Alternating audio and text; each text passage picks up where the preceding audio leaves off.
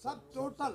ये देखो, जब हम एक है ना तो जाति पाति का क्या सवाल आता है?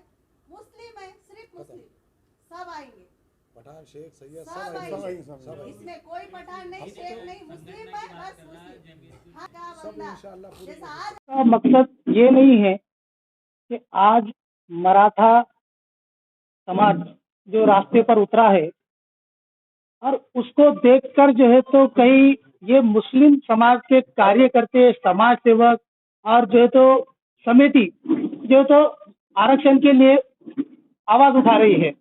जैसा अभी आपने सवाल किया था, तो मैं आपके उस सवाल का जवाब देना चाहता हूँ कि हर समाज अपनी आवाज को उठाता है। उसी तरीके से जैसे जयरंगे पाटिल आज कह रहा है कि निजाम की हुकूमत में मराठों को आरक्षण था, आप इस बात को नोट कीजिए कि निजाम की हुकूमत में मराठों को आरक्षण था, तो बहुत शर्म की बात है मराठों के राज्य में मराठों को आज रोड पर उतरना पड़ रहा है। तो आप ये बताते हैं कि निजाम क्रूर थे, तो फिर आरक्षण कहां से दिया मराठा समाज को? आप ये जयरंगे पाटिल से जाके पूछिए ना। और जो है तो जो क्रूर बता रहे हैं निजाम को, उससे उनसे जाकर पूछिए आप कि आपको जब निजाम ने आरक्षण दिया है तो वो क्रूर कैसे होता है? मेरा ये सवाल है। और मुझे आज बहुत शर्म आती है कि ये कहते हैं कि हमारे साथ 75वीं साल की जश्न मनाइए। आज मैं आजाद हुआ ही नहीं हूं, मैं इस गवर्नमेंट से और इस राज्य की सरकार से सहमत नहीं हूं, क्योंकि मुझे आजादी मिली नहीं है, तो मैं किस बात का जश्न मनाऊं? मेरे समाज को आरक्षण नहीं मिला है। आप हमारे नजीर फारूकी, साहिब खान पठान, इनके बोलने पर आरक्षण मत दीजिए। जो सच्चर कमेटी की जो रिपोर्ट है, जिसके अंदर बताया गया है कि मुस्लिम समाज आज पिछड़े दलितों से भी नीचे जा चुका है, तो आप उस रिपोर्ट के ऊपर सरकार ने अमल वजूनी क्यों नहीं किया? ये मेरा सवाल है आपको मीडिया के माध्यम से। आप जो है तो बेसिक मुद्दे पर काम कीजिए, जब मुस्लिम समाज आपके साथ आएगा। आज मुस्लिम समाज बहुत दिन से काम कर रहा है आरक्षण के ऊपर, और जितने भी आरक्षण समितियां बने हैं, हम सबके साथ में काम करने के लिए तैयार है। अगर वो हमारे साथ आने के लिए तैयार नहीं, तो हम उनके साथ जाने के लिए तैयार है। लेकिन हमारा मकसद ये है कि मुस्लिम समाज को आरक्षण मिलना चाहिए, और जो है तो समाज के इस पर नहीं मिलना चाहिए। आज उसकी जो अवस्था हो गई है, उस अवस्था के तहत मिलना चाहिए। और सवाल किसका? दिल्ली गेट औरंगाबाद एक प्रेस कॉन्फ्रेंस रखी है यहाँ पे, और इस प्रेस कॉन्फ्रेंस में हमारे जो अध्यक्ष है साहिब का पठान साहब, और सचिव अजमत पठान साहब, और उस्मा साहब, कोषाध्यक्ष जावेद साहब, सल्लागार में शकीला मैडम, और सदस्य एहतशाम और नज़ीर फारूकी, ये सब यहाँ मौजूद है। और ये प्रेस कॉन्फ्रेंस लेने का मकसद यही है कि भाई मुस्लिम समाज को सरसगट आरक्षण मिलना चाहिए, सरसगट।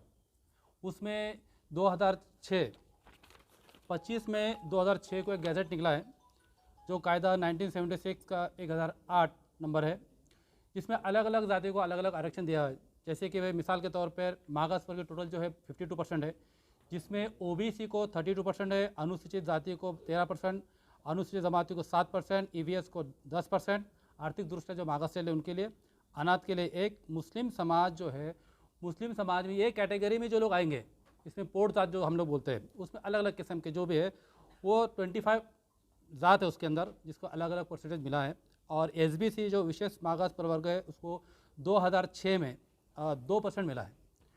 अल्पसंख्यक एक हिडिंग दी गई, जो कोर्ट में अभी मैटर चढ़ा है, उसके ताल्लुक से हम बोलेंगे नहीं, लेकिन अल्पसंख्यक के लिए एजुकेशन को 5% रिजर्वेशन था।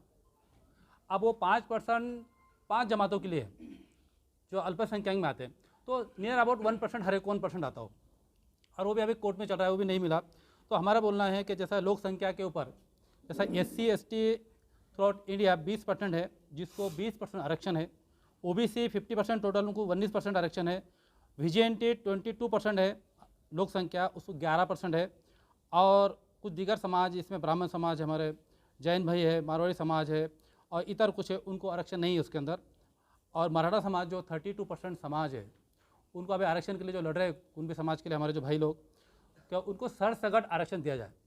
इसी तरह से हमारे कमेटी का बोलना है, हमारे समिति का बोलना है कि भाई मुस्लिम समाज को एक सरसकट आरक्षण दिया जाए जिसमें शैक्षणिक भी रहे और सभी को। अभी जैसा हमारे बाकी लोगों ने बताया कि भाई पढ़े लिखे लोग को नौकरी नहीं मिल रही, मैं आपके और एक उसके आगे की एक मिसाल बताता हूँ। अभी हाल में जिला परिषद में भर्ती हुई जिसमें आंगनवाड़ी शिक्षिका सहायक बोलकर है, जिसकी पेमेंट सिर्फ 6,000 रुपये, 5,000 से 6,000 रुपये।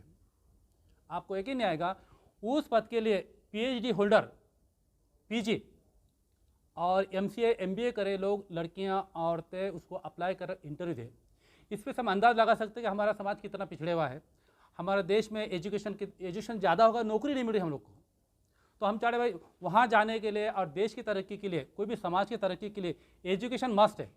जो समाज, जो देश एजुकेशन के ऊपर काम करेगा, एजुकेशन उसका बेस रहेगा, एजुकेशन का फोकस रहेगा, वही देश तरक्की करेगा। वहीं साइंटिस्ट बनेंगे, वहीं इंजीनियर बनेंगे, वहीं डॉक्टर बनेंगे और पूरे दुनिया में वो लोग जाएंगे। तो हमारा कहना है कि हमारे मुस्लिम समाज के लिए, सभी समाज के लिए, लेकिन खासतौर पर आज जो कॉन्फ्रेंस ली गई है, मुस्लिम समाज के लिए भी आरक्षण दिया जाए बोलकर। शायद मालूम नहीं है, मुस्लिम समाज की जो स्कॉलरशिप बंद की गई, हम लोगों ने, साहिब पठान साहब ने और मैं खुद ह्यूमन राइट में महाराष्ट्र का अध्यक्ष हूँ, और मैंने खुद निवेदन दिया हूँ कलेक्टर को भी और कलेक्टर साहब को, डिविजनल कमिश्नर साहब को। उसके अलावा अल्पसंख्यक के जो डिपार्टमेंट है सेंट्रल गवर्नमेंट का, हम लोग दिए उसको, अब उस पर कार्रवाई चलेंगे, ऑफिशियल है और पॉलिसी मैटर है। पॉलिसी मैटर में हम लोग इंटरफेयर नहीं कर सकते। पॉलिसी मैटर की तरफ चलेगा, वो कमेटी रहेगी, कमेटी तय करेंगे उसको। हम जो फोकस अभी करें एजुकेशन के ऊपर, हमारे पेरेंट्स अगर पढ़े लिखे होते तो हमसे पहले वो लोग भी आवाज़ उठा लेते हैं। जो लोग पढ़े लिखे बिल्कुल आवाज़ उठा रहे हो। और स्कॉलरशिप की कैटेगरी है, किन बच्चों को स्कॉलरशिप मिलना चाहिए बोल के, उस मुताबिक काम चलेगा। उसके लिए भी आंदोलन खड़ा करने की जरूरत है। उसके लिए आंदोलन की ज़रूरत नहीं है। हम लोगों ने, हमारे कमेटी ने और हमारे ह्यूमन राइट के मानवाधिकार की समिति ने ऑलरेडी निवेदन दे चुके, जो दिल्ली गवर्नमेंट को भी दे चुके हैं, महाराष्ट्र गवर्नमेंट को दे चुके हैं। उसमें दिल्ली गवर्नमेंट का एक हिस्सा रहता है, महाराष्ट्र गवर्नमेंट का हिस्सा रहता है, दोनों मिलकर स्कॉलरशिप बच्चों को मिलती है अल्पसंख्यक।